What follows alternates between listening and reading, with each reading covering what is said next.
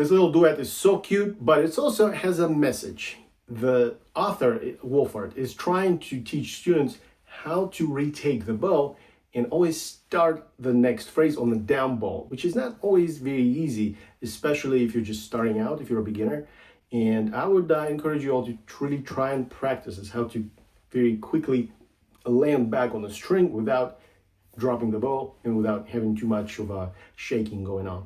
Other than that, the duet is very easy, very fun to try, and you really learn how to play detached, or maybe you already learned it, but you get to try it in different, different contexts a little bit in F major key, which is cool.